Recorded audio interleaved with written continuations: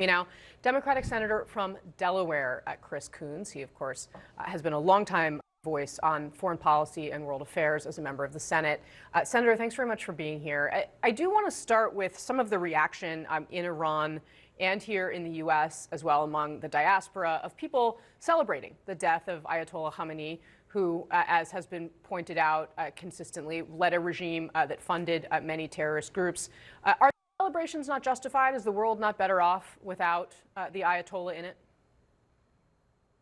Absolutely, Kasie. I, too, do not mourn in any way the passing of Ayatollah Khamenei. And the Iranian revolutionary regime has been of the world's strongest supporters of terrorism. They have the blood of thousands of Americans on their hands, from the Khobar Tower bombings in Saudi Arabia to the Marine barracks bombing years ago now in Lebanon, to the attacks on many American soldiers in Iraq that were facilitated by Iranian technology, to frankly the ways that they have supported Putin's murderous war against Ukraine by giving him Shahed drone technology. So I too would be enthusiastic about seeing an end of this regime. My concern is about how the Trump administration has taken us into this war. If President Trump actually cares about a positive regime change, he shouldn't have interrupted or cut off or defunded lots of programs that we previously had under an organization formerly known as USAID that helped support protesters, civil society, youth groups, that helped them connect to the internet, that helped them connect with each other. We know how to support civil society in repressive countries around the world, and we used to do a good job of it through organizations like the Institute for Peace, the National Endowment for Democracy, and USAID. And many of those were disrupted in the Doge chaos of the first few months of the Trump administration. Interesting points all. Sir, one of your Republican colleagues was on the program earlier arguing that the authorization of use of military force against terrorism from 2001 in the wake of the September 11th attacks should mean that what we have seen here from the president is legal. You put out a statement calling these strikes illegal. Can you explain your thinking on why that AUMF does or doesn't apply here? Wow. Well, I didn't get to see that argument by a colleague, but I'll simply say this. The Constitution gives Congress the power to declare war. I think demonstrably President Trump said we're launching a war against Iran, a war whose purposes and scope and goals he has variously defined in his brief engagements over the last couple of days as full-scale regime change, or trying to make sure that Iran never has a nuclear bomb, a goal that I support as well, or trying to rein in their missile capabilities, or trying to make sure that the United States has access to the resources of the Middle East. But it's clearly an ongoing war.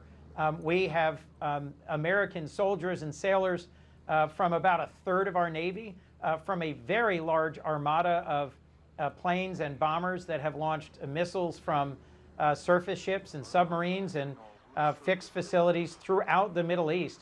And Iran has struck back at, I think, more than 8 countries so far, maybe 9 now. And tragically, Kasie, we now have 6 American service members who've died in service to our nation. So I don't understand how a colleague of mine would say all of this is somehow covered under an AUMF in response to a 2001 attack against the United States, when this was clearly a preventive strike, not even a preemptive strike, since Trump did not present us with any evidence that there was an imminent threat of a strike on the American homeland. And sir, finally, as we wrap up here, you mentioned that 6 Americans have been killed in this conflict so far.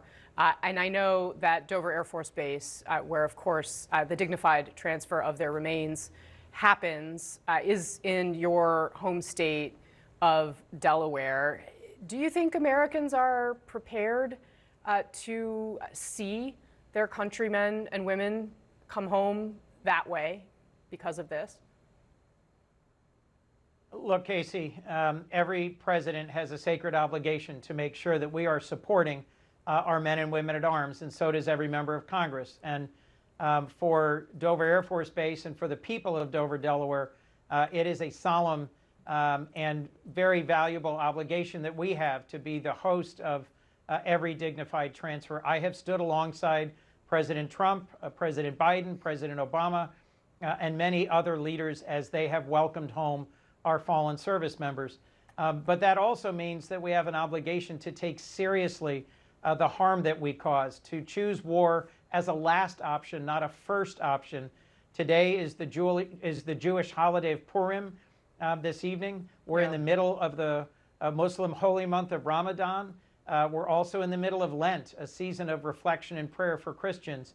And I hope that all Americans will take a moment today and pray for those who've served and sacrificed for us, and all the civilians who are at risk in the region as this war continues to unfold. All right, Senator Chris Coons, thank you very much. Really appreciate your time. Thank you.